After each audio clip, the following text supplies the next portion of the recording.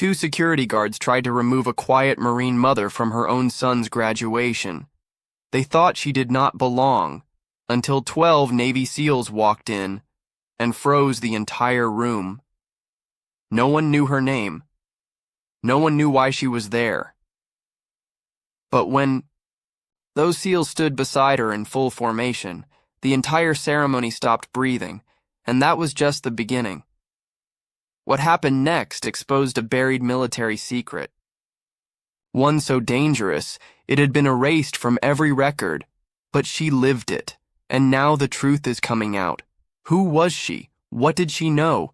And why were they so desperate to silence her? You will not believe how deep this story goes. Stay with us, because every moment brings you closer to the secret they never wanted you to hear.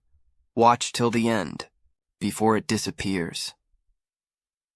The auditorium was packed. Flags hung from the rafters. Students in bright gowns laughed and cheered. Proud families filled the rows, clutching cameras and tissues. But one woman stood alone in the back. She wore a crisp, slightly faded Marine uniform. Her face was weathered but calm, her hands steady. She had arrived early, but someone had taken her seat. A staff member whispered to her, "Standing room only." She nodded silently and remained near the wall. Her eyes scanned the crowd, then settled on one young man in a navy blue cap. Her son. He sat near the stage, smiling nervously. She smiled too, but quietly. Then, two uniformed security guards approached. Her. They looked uncomfortable. "Ma'am," the taller one began, "you cannot stand here." She blinked. "There is no more room," the second added. "You will need to wait outside." A few parents turned their heads. Some frowned. She did not argue. She glanced once more at her son, then stepped toward the exit. But a voice rang out. Wait. It was sharp, controlled. From the opposite aisle, a man stood, dressed in a dark suit. His hair was cropped close. He wore no name tag. The guards turned to face him, but he was not alone. One by one, 11 more men stood up from different rows. Each one calm. Each one silent. Each one deadly serious. 12 in total. The air shifted. Whispers spread like fire. The guards froze. The man in front stepped forward. He walked toward the woman by the exit. He stood beside her, then turned to the guards. "Do you know who she is?" The guards looked at each other. No answer. She served 4 tours overseas. He looked directly into their eyes. She took shrapnel in Fallujah, lost 2 friends in Helmand, raised a son alone while recovering. The silence was brutal. The only sound was the rustle of gowns.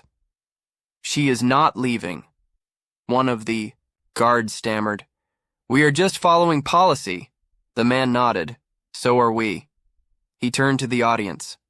"Ma'am," he said gently, "please come with us." Her eyes widened. He led her back down the aisle. Each of the other 11 stepped aside as she passed, and as she reached the front row, they pulled out a chair. A single seat. Right in the center. Better than any reserved. She looked stunned. Her lips trembled. The 12 men stood behind her like a silent wall. The principal cleared his throat. The ceremony resumed. But the room had changed. People leaned in, eyes darted to the front. Whispers turned into murmurs. When her son's name was called, the applause was thunderous. He locked eyes with her, saluted. She rose, slowly, returned the salute. No words were spoken, but the message was deafening. And then, the entire room stood up. Not a signal was given. Not a word was said. But row after row, the audience rose to their feet. Students, parents, teachers, even the guards. Applause thundered again, not for a medal, not for a speech, but for a mother, a Marine, a warrior. The young graduate stepped down from the stage, walked straight into her arms. No hesitation, no shame. He buried his face in her shoulder. Tears streamed down his cheeks. She held him firmly, like she had done when he was a boy. But now, in front of hundreds, he let the world see. "I love you, Mom," he whispered. "I love you, son," she replied. The principal, unsure what to do, cleared his throat again. But no one sat down. No one moved. The 12 men remained still, eyes alert, jaws clenched. One of them stepped forward, handing her a small box. She opened it. Inside was a gold-plated insignia. Old worn. She gasped. "This belonged to Sergeant Michaels," she said, voice breaking. The man nodded. "He would want you to have it." She looked down at it. Her fingers trembled slightly as she clutched it. More tears came, but she stood tall. Then came the turning point no one expected. The 2 guards reappeared at the side of the aisle. One held a walkie-talkie. The other spoke, softly into it. A minute passed, then 2 more. A voice crackled over the intercom. "Will Sergeant Elena Ramirez please report to the administration office immediately?" Her brows furrowed. She glanced at the SEALs. They were already moving. Slow, silent, deliberate. They formed a shield around her as she stood. The room, once filled with pride and warmth, now felt cold, uncertain. She stepped toward the aisle. But before she reached the back of the auditorium, a door slammed.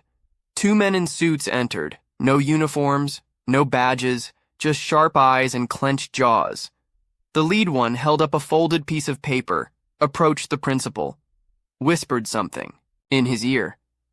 The principal's face went pale. He stepped back from the microphone. His hands visibly shook. The man unfolded the paper and held it up. "This is a federal order." The SEALs did not flinch. They closed ranks. The room gasped. A woman, in the 3rd row, grabbed her husband's arm. "What is happening?" someone whispered. "Is she in trouble?" another muttered. But the SEAL in front did not blink. "She is under our protection." The man in the suit spoke again, louder this time. "She has knowledge of a mission that is now under investigation." A ripple passed through the audience. The young graduate looked lost. He reached for his mother's hand. She gripped it tight. "I am not going anywhere," she said softly. The lead SEAL leaned in and whispered something to the suited man. He stopped, pulled back, suddenly unsure. Another door opened. A 3rd man entered, older, gray hair, stiff posture, decorated jacket. A general. The room fell to a hush. You could hear a pin drop. He walked straight to her. No hesitation. Saluted her. The audience gasped again. "Sergeant Ramirez," he said loudly, "you are to remain here with your son." He turned to the suits. "And if anyone disagrees..." His voice lowered, but his eyes burned. "They answer to me." The suits backed away. The paper disappeared. The tension shattered. But questions remained. Why were they after her? What did she know? And what was the mission no one dared to speak about? The room remained silent. No one moved. Not even the students. The suited men turned without a word. They walked out the way they came, eyes on the floor. The general watched them leave, then turned back to her. "We will speak later," he said quietly. "But today is your son's day." She nodded, still gripping the insignia in her palm. The SEALs relaxed slightly, but stayed in formation. The general stepped off the stage. The principal slowly returned to the microphone. His voice cracked. "Well, that was unexpected. Nervous. Laughter echoed from the back. The ceremony continued, but no one truly listened. Every eye remained on her. Every ear waited for the next move, and every mind wondered what had just happened. When the last student received their diploma, the crowd stood again, but this time it was different. They were not clapping for grades, not for perfect attendance. They clapped for silence, for restraint, for secrets that had not yet been spoken. Outside, clouds rolled in, dark, heavy. The Marine and her son walked slowly down the steps, past a line of wide-eyed students. No one dared speak, but one boy reached out his hand. "Thank you," he whispered. She shook it gently. More hands followed, one by one. Young faces, old souls. She walked through them like a ghost of something forgotten, a reminder of wars waged in silence and pain carried alone. The 12 SEALs followed at a distance. Always. Watching, always ready. She reached her car, opened the door, but before stepping in, she paused, then turned. The general stood at the end of the lot, waiting. She walked to him. Her son stayed behind, silent. She stopped a few feet away. He looked at her with tired eyes. "The operation in Mosul," he said. "I know," she replied. He nodded once. "They are reopening it. I figured they would. There are names missing from the report. Not by accident." He paused. "Are you prepared for what comes next?" She looked past him, toward the horizon, then back into his eyes. "I have been prepared since that night." He handed her a flash drive. "Then it begins again." She took it without a word, tucked it deep into her coat. Behind her, the SEALs were already repositioning. They had heard everything, but they said nothing. The general turned and walked away. She stood still. The sun broke briefly through the clouds. Her son approached quietly. "Is it over?" he asked. She smiled, but it did not reach her eyes. "No, son, it is just starting." He looked at the flash drive in her hand, then back at her. "What is it?" She looked down at it, then back at him. "The truth." He nodded slowly, but his jaw tightened. They got in the car, started the engine, but neither spoke for a while. Then she said softly, "Do you remember the night I woke up screaming?" He nodded. "You said it was a dream." She shook her head. It was not. She looked in the rearview mirror and froze. 2 black SUVs had pulled out from the shadows. No headlights, no sound. They followed, slow, steady. Her hands tightened on the wheel. The road stretched out ahead, and behind them, the past was catching up. She did not panic. She had seen this before, back in Kabul, in Baghdad. In shadows no one dared name.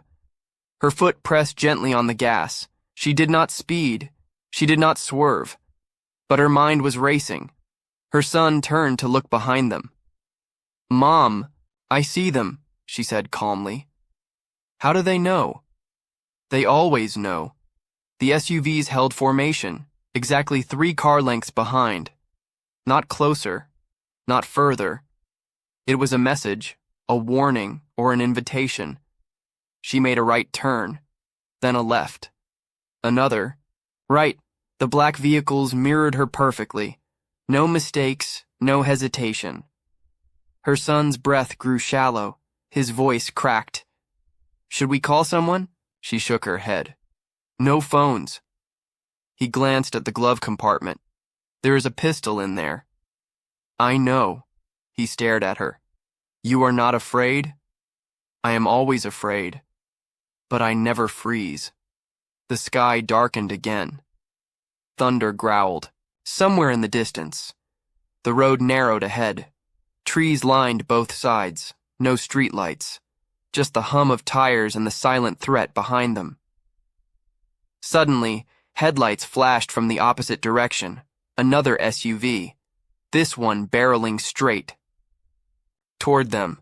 Her son tensed. She did not flinch. At the last moment, the vehicle skidded sideways, blocked the road. She slammed the brakes. The car screeched to a halt. The two SUVs behind her closed in, boxed them in. Her heart pounded. She reached into her coat, pulled out the flash drive, and slipped it into a small slot under the dashboard, a hidden port. The car beeped once, then twice. Her son stared. What is that? A failsafe.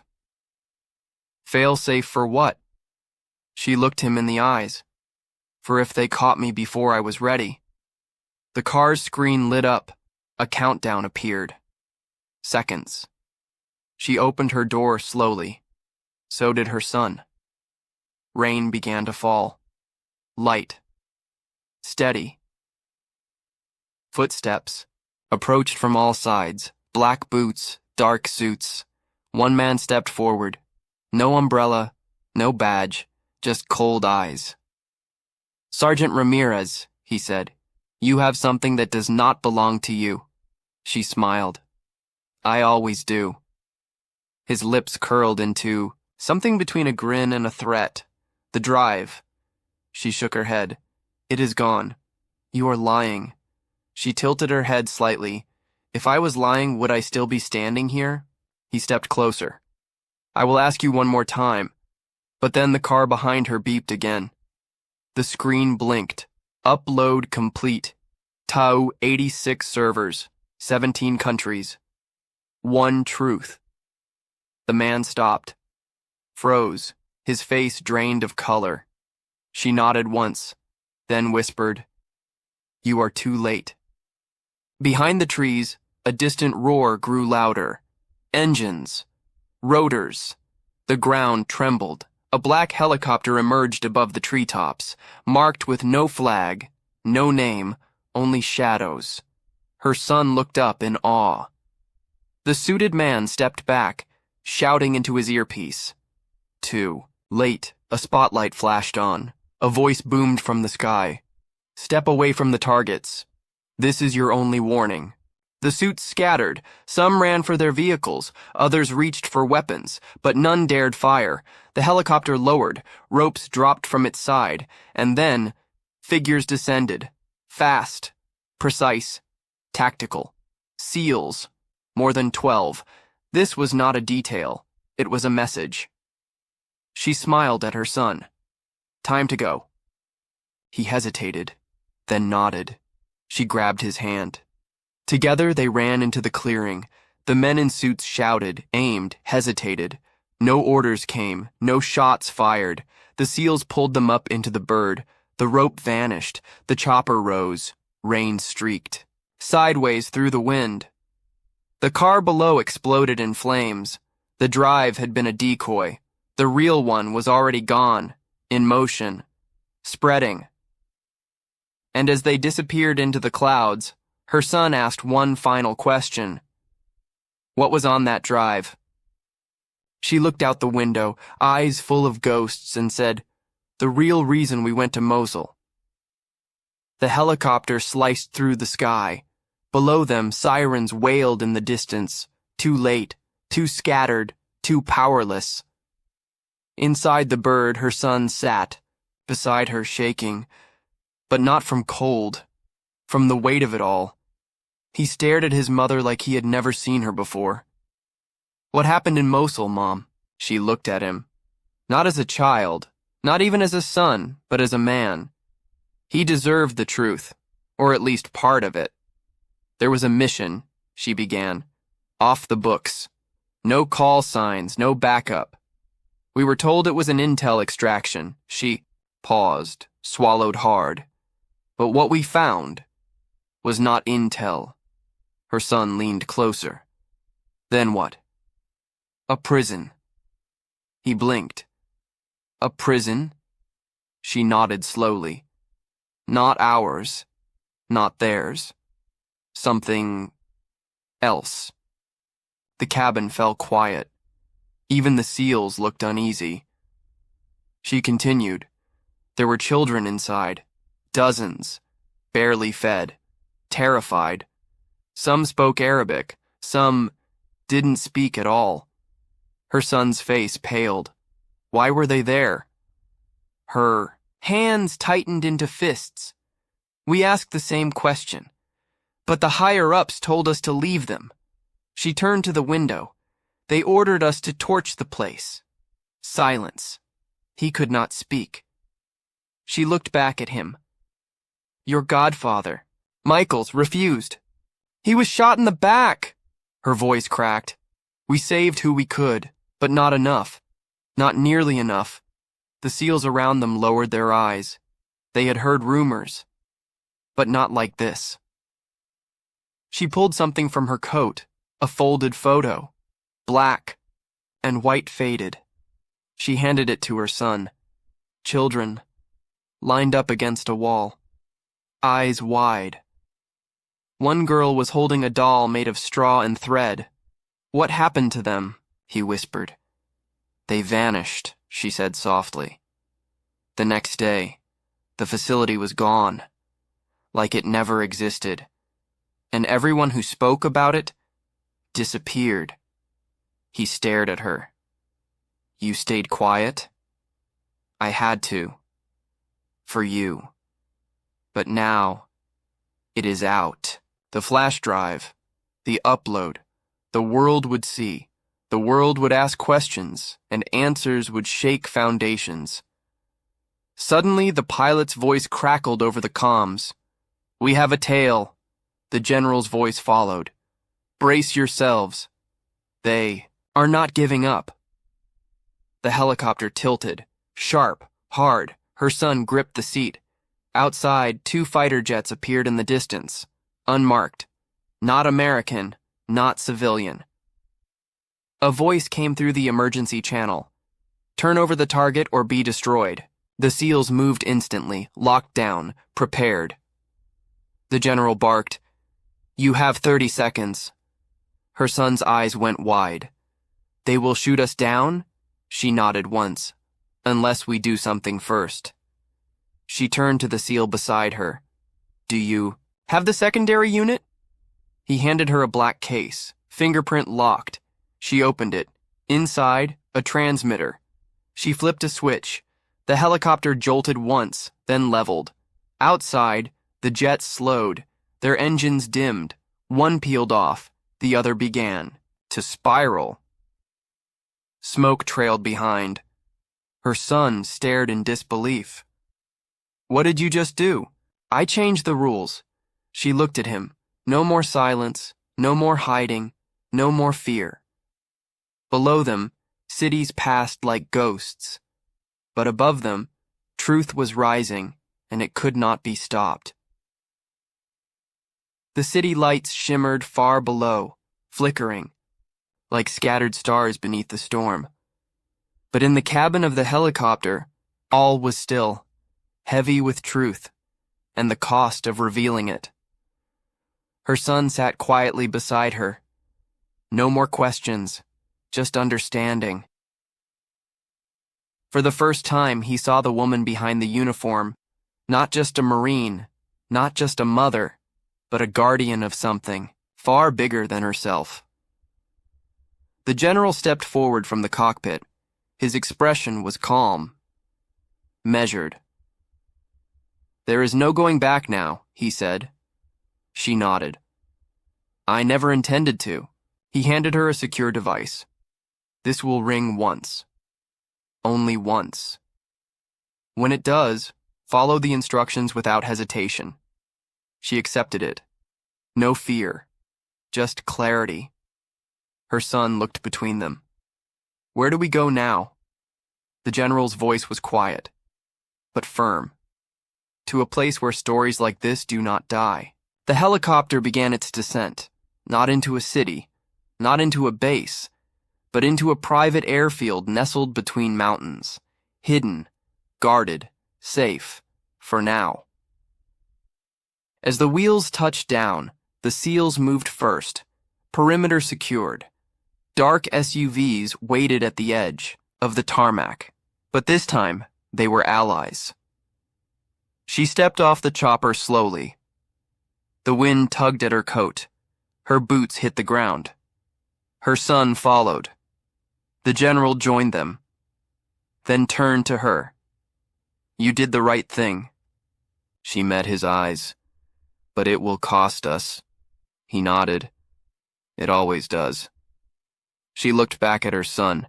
He was staring at the rising dawn, pale light breaking through the clouds. Hope. Thin, but present. She placed a hand on his shoulder. "Everything changes from here." He looked at her. "I am ready." She smiled, not because the danger had passed, but because he meant it. They climbed into the vehicle.